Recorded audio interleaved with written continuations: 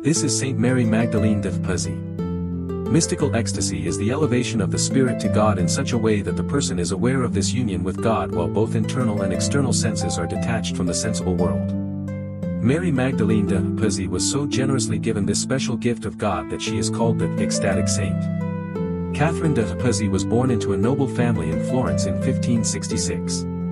The normal course would have been for her to have married into wealth and enjoyed comfort, but Catherine chose to follow her own path.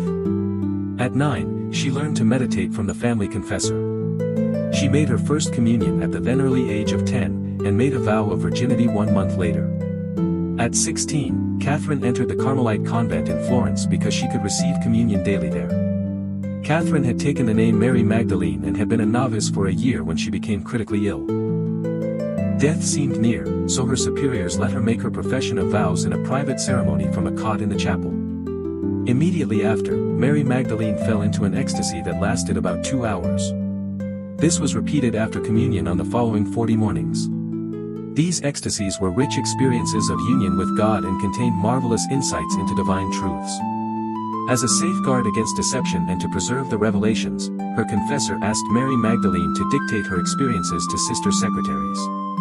Over the next 6 years, 5 large volumes were filled.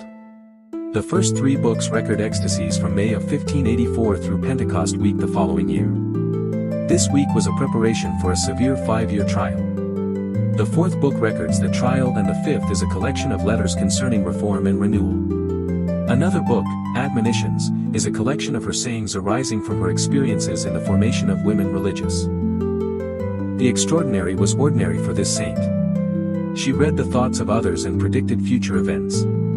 During her lifetime, Mary Magdalene appeared to several persons in distant places and cured a number of sick people. It would be easy to dwell on the ecstasies and pretend that Mary Magdalene only had spiritual highs. This is far from true. It seems that God permitted her this special closeness to prepare her for the 5 years of desolation that followed when she experienced spiritual dryness. She was plunged into a state of darkness in which she saw nothing but what was horrible in herself and all around her. She had violent temptations and endured great physical suffering. Mary Magdalene de Pazzi died in 1607 at age 41, and was canonized in 1669. Her liturgical feast is celebrated on May 25th.